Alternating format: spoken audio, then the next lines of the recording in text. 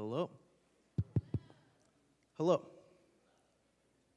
Um, so I'm going to talk to you guys about an idea I had, a vision I had that I acted on a couple years ago. I'm Kyle. I am the executive director of a social movement turned nonprofit called Free Intelligent Conversation. Free Intelligent Conversation is an organization that is dedicated to facilitating meaningful face-to-face conversations between strangers. Now, what we do is we go up in public places and hold up a sign that reads Free Intelligent Conversation and invite people to talk to us about anything and everything. Now, if you guys are reasonable people, I know what you're thinking. Why on earth would you do that? And that's fair, because a lot of people initially are often skeptical. One time, a friend of mine was out holding a sign, and two gentlemen see the sign and they run up to him, and kind of jokingly they say, "Oh, free intelligent conversation? Well, how far is the earth from the sun?" Now, my friend that summer happened to be studying for the MCAT, the medical admission test. And that week, he happened to be studying physics. And even more ironically, the day before, he happened to be studying astronomical units. So when they come up to him and they ask him, how far is the earth from the sun? Without flinching, he's like, 92.96 million miles. And they're like, they pull out their phones and they check. And they're like, oh! They're like, what's the circumference of the earth? How much does it weigh? And he's like, guys, I literally cannot explain how lucky you are that I happen to know that answer. I was actually studying this yesterday. Also, that's not really what I'm doing here. I'm not here to boast what facts I know or try to start intellectual competitions. Now, often when we're doing free intelligent conversation, we have to just set the table with people and remind them. What an intelligent conversation is one where you learn from whom you're speaking with. Making an intelligent conversation a regular part of our lives requires us to continually seek to learn from the people we encounter. It's through this process of trying to learn from the people that we encounter that will provide us each with the greatest intelligence.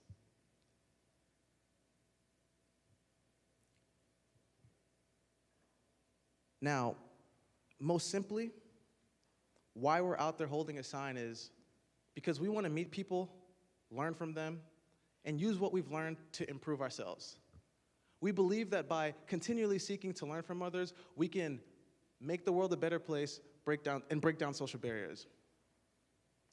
Now, as an organization, we have some really high aspirations, but I'm going to try to pin down our 3 objectives for you in my time here. Our first objective as an organization is we want to celebrate each other's differences.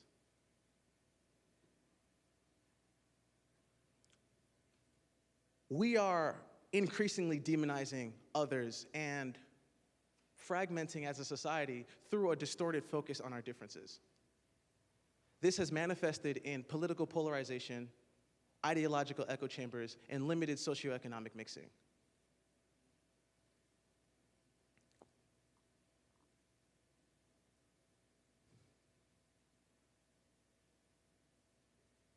This distorted focus on our differences has led us to be, at times, overly divisive, sometimes causing us to treat people as stereotypes, not as individuals.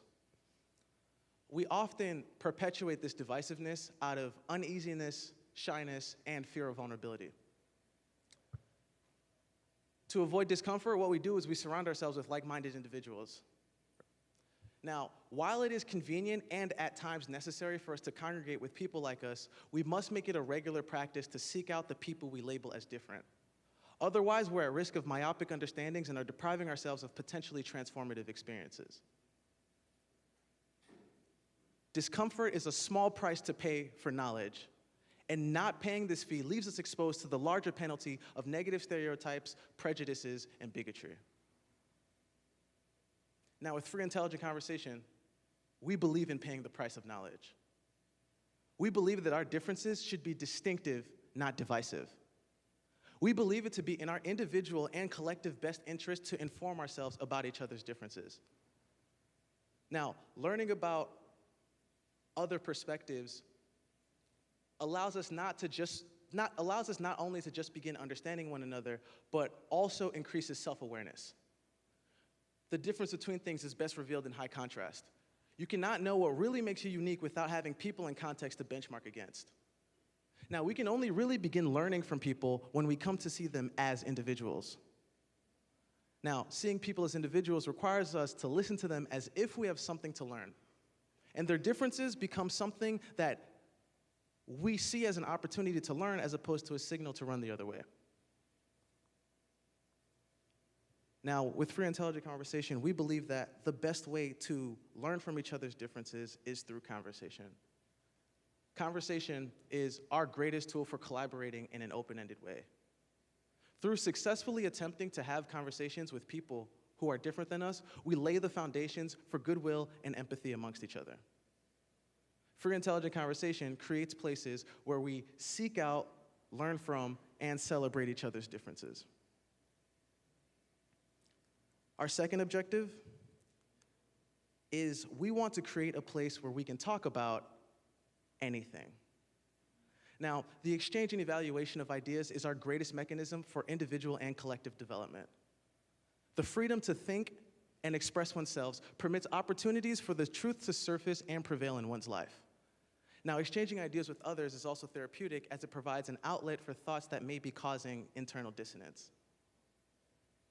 Individuals who exchange ideas with others are more dynamic also. Their minds are breeding grounds for new ideas, innovations, and introspection. The act of engaging with each other, by repeatedly engaging with each other, we allow ourselves to develop into our truest potential. Now, despite these benefits, we perpetually hinder this process by unwittingly discouraging people from speaking freely. In our day-to-day interactions, people are often apprehensive about speaking freely due to a fear of unfavorable judgment and punishment. A fear rooted in the suspicion that the people involved are keen on making a rash judgment more than they are looking to listen and understand. Allowing this censorship to carry on is detrimental to our well-being, as we will squander opportunities to learn from each other and improve our lives.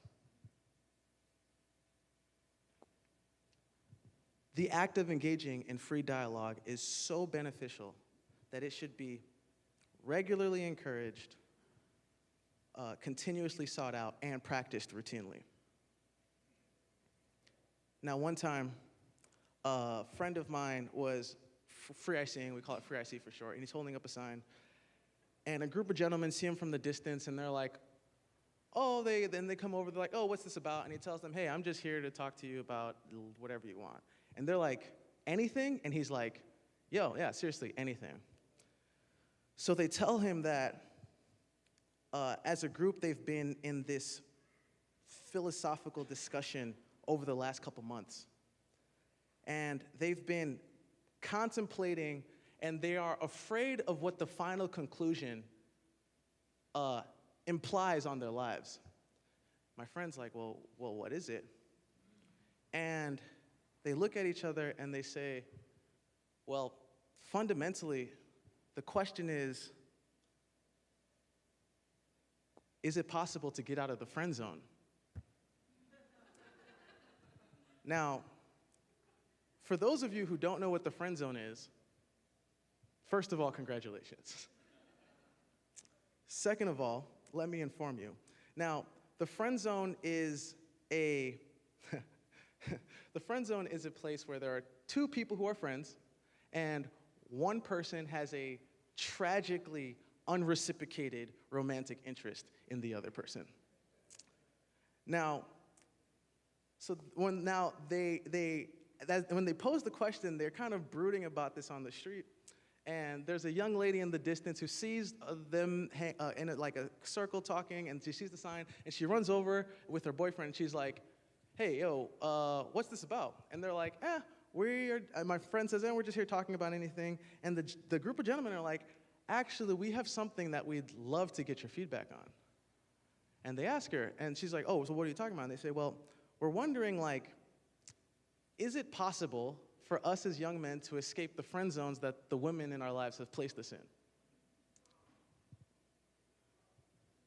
She grabs her boyfriend's hands, holds it over her head, and says, yeah. Now, in that moment, hope began to sprout in these young men's soul, for they could briefly envision a different, brighter future.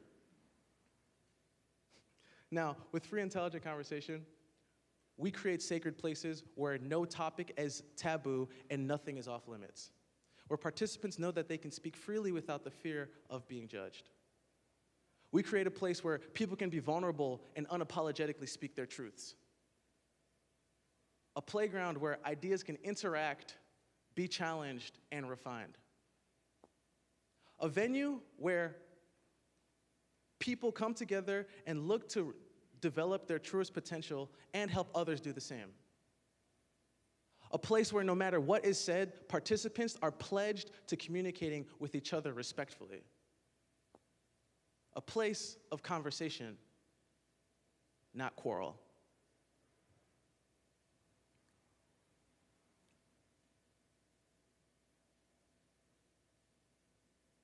With free intelligent conversation, we advocate for this thing that we call social freedom of speech, which is an understanding between communicating parties that the environment is one in which they can say anything and everyone gets the benefit of the doubt.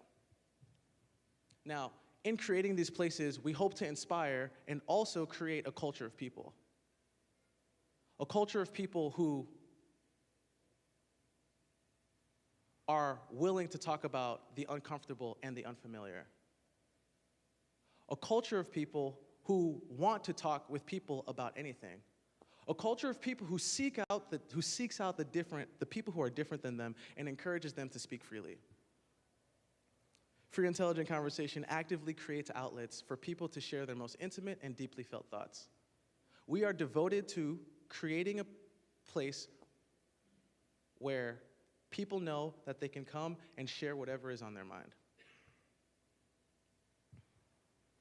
Our third objective as an organization is that we want to encourage meaningful face-to-face conversations.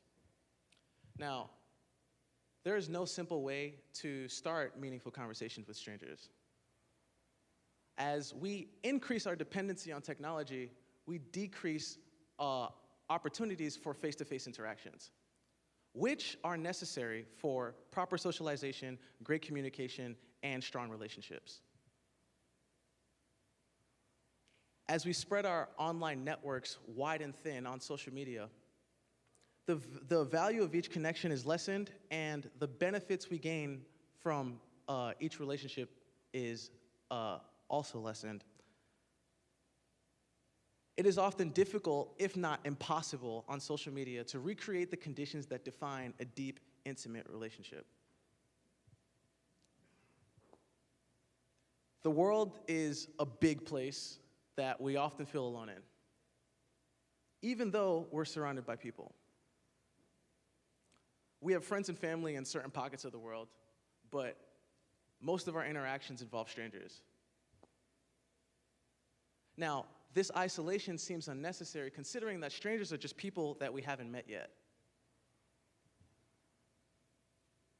There are few places designated to facilitating meaningful interactions between strangers. Now, one time while I was free ICing holding a sign, I saw a gentleman in the distance who he had a bouquet of roses, and from what I could tell, he was just walking up to people and giving them to them. And I'm just like staring, trying to figure out what's going on. He sees my sign and runs over, and he's like, what are you up to? And I'm like, yeah, I'm literally just here to talk to people about anything. And I'm like, what are you doing? Uh, and he tells me that he's just out here giving people roses, wishing them, hoping that they have a great day. And I ask him, why are you doing that?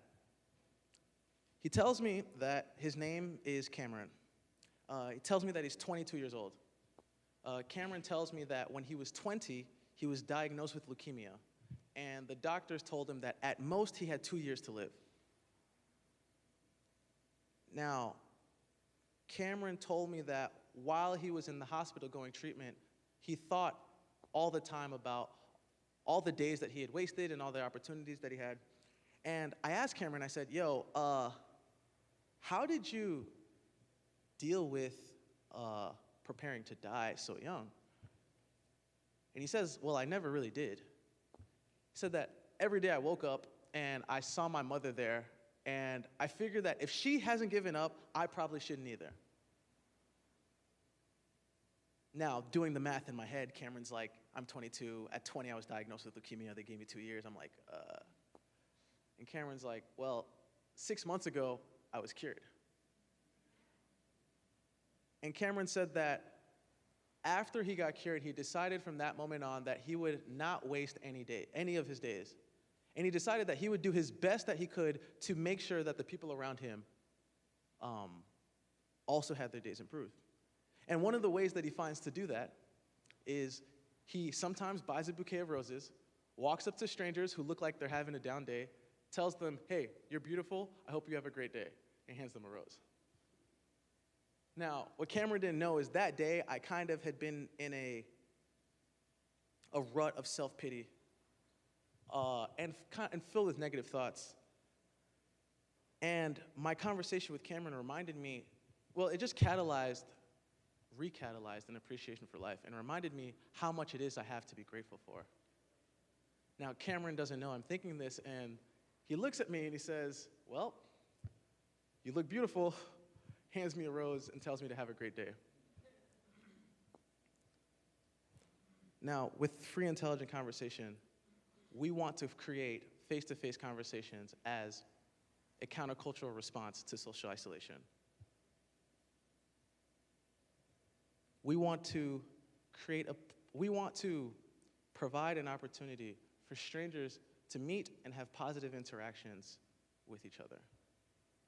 We believe that by making strangers more accessible, we can transform individuals and the cities, communities, and countries that they live in. In closing,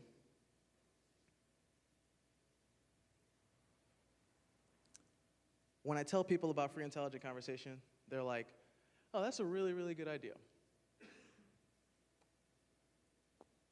But it's time for seeking out and talking to people who are different than us to stop just being a good idea. It's time to make it something that we seek out and practice regularly. In a time where the extremists seem to gather all the attention, headlines, and devotion, we want to call to action all of the bridge builders, whom I suspect are the silent majority. But we can no longer be silent. We can no longer, at our peril, watch as people continue to polarize. It's time for us to speak up. It's time for us to take action. It's time for a movement. So, what is free intelligent conversation? Free intelligent conversation is a movement for those looking to learn from everyone they encounter.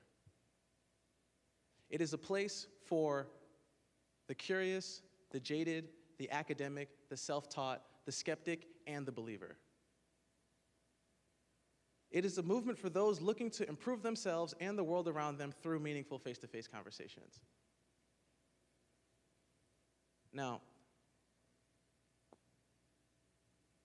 people often say, oh, wow, that's really idealistic. And some people think that we're after their money. Some people think that what we're doing while holding a sign is kind of a trick or a hoax. Some people are suspicious and they want to know who we work for and why we're really here. Some people find it impossible to conceive that there could be a group of people who are outside just looking to talk with strangers. Some people recognize that in some small way, we want to change the world. And they smile sympathetically at us, thinking to themselves, surely the world can't be changed like this. Now, what they don't know is that we've been changed. We've been inspired. We've broken out of our comfort zones. We've had conversations that have made us laugh and had moments that have brought us to tears. We've learned about ourselves. We've had long conversations with our elders. We've been offered jobs and we've gotten dates. We've had moments that we didn't think were possible, and we've made great friends, all from taking the time to speak with strangers.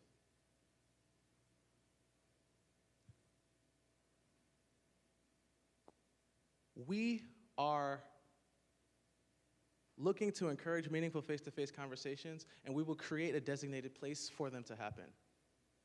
We want to create these places in every city. Now,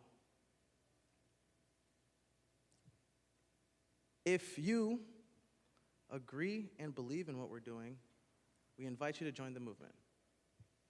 And if you don't, we hope that you come talk to us and tell us why. See, the only thing needed for an intelligent conversation is willing individuals. And we're willing. Are you? Thank you.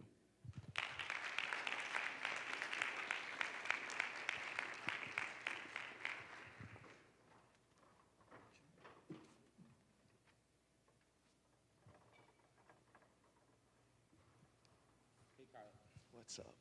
Check. Hey, Kyle, I'm Kimon. Can we have a free, intelligent conversation right now? Yes, we can. It is so good to be up here with you. And for those of you looking, now you can realize that we're two different people. Some of you have thought we were the same person. Hey, so I was talking to Diana backstage. And she was telling me that you're an introvert naturally. Yeah. So how does an introvert come up with an idea like this? I think that I was able to separate what is my maybe natural proclivity from what is an important issue that I think needs to be solved. And even though it was uncomfortable at first, I decided that the problem I saw was so important that I would have to grow into it. Wow. So I forced myself out of that comfort space. Okay. Now, if you have questions for Kyle, I want to invite you to come down front to one of these mics so you can join this free, intelligent conversation. Now, as you came up with that, what were some of the first steps you took after this idea was birthed in your mind? Yeah, so I had this idea, and it sounded kind of crazy to me at first even. And I just got a couple friends, and I was like, hey, what if we just went out and held up a sign? Mm-hmm. And now they thought it was nuts, but they liked me as a person, so they went just on that. And what happened was we went out the first time and just got such great feedback and had so many interesting conversations that we decided, okay, this is a thing that maybe we'll continue to do more regularly. So, okay. Yeah. So you did that, and I see someone at the mic, so I'm going to ask one more question and then go to him. You did that, you saw the response, and as you said, it's a social movement that turned into a nonprofit. Why did you why did you make that step of turning into a nonprofit? Yeah, so I was doing free intelligent conversation as a side project for years. And at one point I decided, and based on the feedback that I got from a lot of people, I decided, I was like, okay, I want to scale this up. And I thought that the best way to scale this up was to turn it into an organization. The reason I focused on being a nonprofit is because I thought that being a nonprofit was better aligned with what we were doing and also allowed us to focus strictly on the mission. Yeah, so that's why. Okay, cool. I'll go ahead and take the question here. I'm sure that you've met a lot of interesting people and you've had a lot of awkward moments. What is the most awkward moment that you've experienced during this free intelligent conversations that you've had? Anything that comes to mind? Okay, so there's two stories that actually come to mind. one of them, yeah, there's two stories. Okay, so one of them, I'll tell both. One time I was speaking to these two young ladies, and I asked the question, I was like, if you had to save your best friend or a family member that you didn't know, who would you choose to save? And these two girls come up, and the first girl's like, yeah, this is my best friend. I would definitely save her. I love her with absolutely all my life. And then I'm like, yeah, what would you do? And she's like, sorry, you gotta die. And I was like, oh gosh. There was another time where while talking to someone, it was three of us, and while talking to someone, me, a gentleman, a young lady, while talking to someone, a bird poops on this lady in the middle of the conversation. And like, it kind of lands like here. And me and the guy see it, and we just like lock eye contact with each other, trying to avoid like having to look and address what just happened. So those were two of the most awkward moments I probably have had while doing that. I can imagine. See one more. I see another question here. I was wondering, do you have a business model? Is this something that can we employ somebody like you to in corporations or? Yes. How does it work? Well, how the movement spreads is that we're volunteer based. We have people who are what we call free IC leads, and they're people who lead like the movement in their locations. What they do is they host outings where they recruit people and tell people, hey, this is happening, and make it happen. So that's, and also we have a place on our website where you can apply to run a one-time event if you'd like to. So let's just say you have a group of people and you're like, oh, I kind of want to do this one time. You can just go to our website, apply, and we'll give you everything that you need to run the outing. And also with leads, we provide them with everything that they need for the outing. Now, we are mostly funded as an organization through individual donations and grants, and we are currently exploring other opportunities for revenue streams. You know, I want to go ahead. You want to follow up? No, thanks for the answer.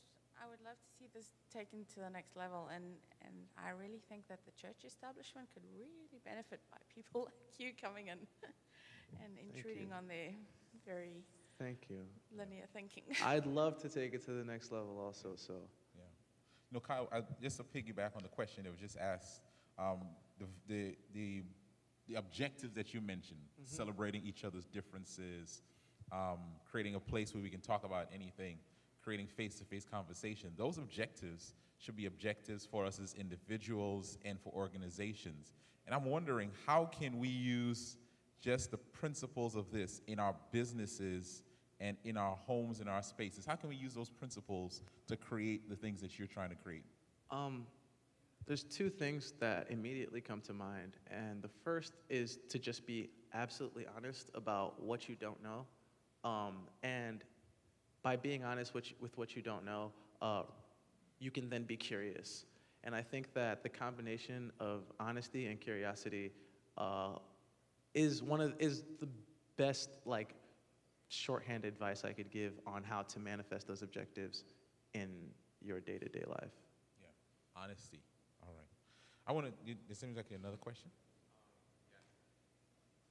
So Kyle, I was out of the country on a trip, and I sat next to a young woman who was very friendly, and we began to talk. We had a great conversation. When I asked her if she went to a church, she told me that she went to the Church of Satan, that her father was a priest at the Church of Satan. A couple of days ago, I was at the park, and I talked to a young man. He's a medical student, and I started getting to know him. And then when I asked him if he had a girlfriend, he mentioned that he has a boyfriend that is an investment banker, and began to talk to me about that relationship. My question to you is, what words of advice do you have for us, individuals in the 21st century, as we come into contact with people who have philosophies and ways of life that we may not always be as familiar with? Yeah. I think the first like gut reaction to people like that, or any people who are different than you, is you're just like, whoa, it's just really polarizing, and you approach with just extreme caution. And I think that that is an initial response that you have to first have, tame, and then try to get yourself to the best of your ability to understand that person. And truly ask, like, not only know what they're doing, but try to imagine yourself in a predicament where you see yourself doing the same thing. And I think that in doing that, it makes one, dealing with people who are different than you, and also trying to understand those people much easier and much simpler. And then these peoples whose differences, and once whatever these differences are become somewhat accessible, at least in your imagination, I think that the people become less intimidating. And I think that by understanding those people, you realize you will also begin, by trying to understand those people, you will also begin to realize how much you have in common with them, and how much more important what you have in common with them is than what you have different with them. So. That's awesome. Kyle, got a couple more questions. Do you Yeah. have any practical tips on creating diversified, sustainable revenue streams for nonprofits? Yeah. So I think nonprofit organizations are great in that they, compared to for-profit organizations, are great in that they allow you to, at first at least, directly focus on your organization or your mission of the organization. Now, in terms of, because you're a nonprofit organization, I think that you should also take the financial sides and the revenue streams of your organization very seriously and treat them as if it were a for-profit in that way. I think the first thing you have to do is identify who are the people that want to help you. Who are the people who believe in what you're doing and are willing to make contributions, whether financially or get you in contact with people who they think will be able to help. I also think that, like, a nonprofit organization is not like, a lot of people in nonprofits think that, oh, just because I'm doing good, that's good enough. And it's not. Like, you still have to be creative, and you still have to think competitively. And so you want to try to diversify all the ways that you're getting people's attention, the ways that you're getting revenue streams. So think about, all the various platforms that are available. That's it. Okay. Now, my last question is, what are your plans to grow Free Intelligent Conversation? Yeah, so as of right now, we've been pretty grassroots, and our growth has been really organic. We are biased towards that because the kind of community that you build organically is different. Like, from a bottom-up approach is different from the community you build from a top-down approach. What we want to do is basically get Free Intelligent Conversation in front of as many people as possible. We are targeting the bridge builders, and we think that they can, when they see what we're up to, it will resonate with them, and that they will want to spread this movement in their city. So how we're building in terms of like day-to-day traction is that we're going to grow organically. And we're going to invite as many people as we can to join the movements by either starting a chapter in their city or university, or by joining in their local outing. Yeah. Wonderful. Hey, Kyle, can you tell everyone again how they can find you online, find you on the socials? So on Twitter, Facebook, and Instagram, you can just search Free Intelligent Conversation. If you want to learn more about the movement, you can go to www.freeic.org. That's FREEIC.org. If you'd like to make this movement happen in your city or university, please go to our website and go to the apply button that's on the top right. Just fill out that application, and we will interview you, train you, and get you out on the streets talking with people. And if you're an organization or a group of people and you'd just like to run a one-time event, you can just go to our events page and submit an application to run a one-time event, and we will get you everything you need to make that happen. That's awesome. Hey, before I say one thing, I omitted to say in the last interview that Sarah McDougall is making available the questions for the core value exercise that she went through with us on her website. If you go to her website, sarahmcdougall.com, and click on free stuff up at the top, you can find that core value, the worksheet that she went through with us for the exercise to discover your core values. All right, Fruition, please put your hands together and help me to affirm and appreciate Kyle for the wonderful presentation. Thank you.